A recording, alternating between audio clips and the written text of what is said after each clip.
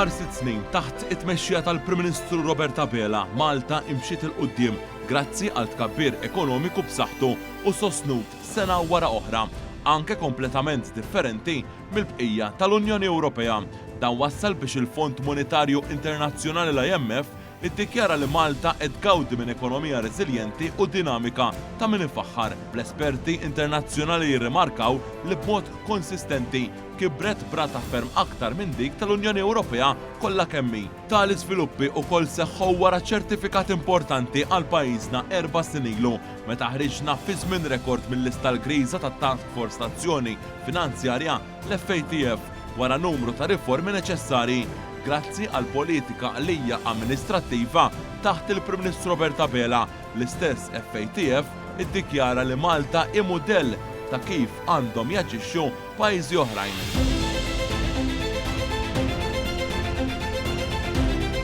Tali sitwazzjoni b'saħħitha tul dan il-perjodu waslet biex issa il-Gvern fl-aħħar żewġ budgets iwettaq l-akbar miżuri ta' tuħta taxxa fl-istorja kemm għal ħaddiema kollha mis-sena li għaddiet u sussegwentament għal ġenituri li jaħdmu minn din is-sena.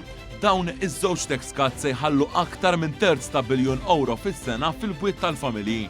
Il-Kummissjoni Ewropea u anke bosta aġenziji ta' kreditu fosthom Fitch, Standard & Poor's, Moody's u Scope Ratings ukoll taw ċertifikati pożittivi lill-ekonomija ta' pajjiżna.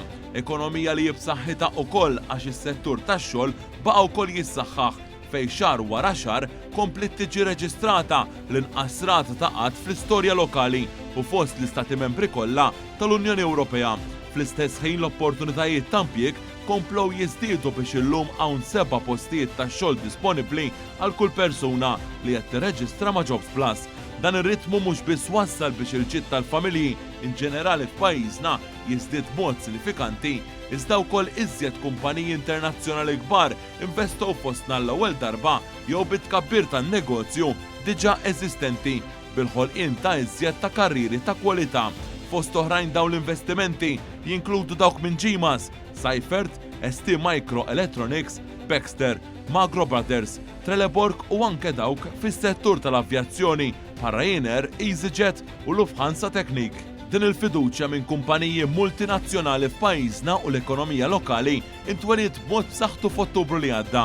Dan hekk kif l-aħħar studju tal-kumpanija EY wera kif 79% tal-investituri qed jaraw lil pajjiżna mill-aktar attrajenti għall-investiment dirett barrani, żieda ta' 25% fuq sena qabel u l-ogħla rata għal pajjiżna fl-aħħar snin. Dan it-tkabbir ekonomiku ukoll wassal biex il-Gvern ta' Robert Abela jiffirma numru kbir ta' ftehimiet kollettivi għal ħaddiema fl-oqsma varji tas-settur pubbliku li taw l-akbar żidiet fis-salarji u l-aqwa kundizzjonijiet.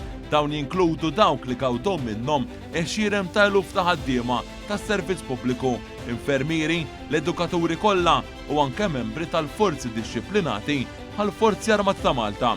Fil-budget għal din is-sena ġdida wkoll tħabbar li l-Gvern se jinċentiva lis-settur privat biex dan ukoll iżid il-pagi tal-ħaddiema tiegħu b'sussidju mill-Istat li jlaħħaq sa 80% ta' tali żidiet.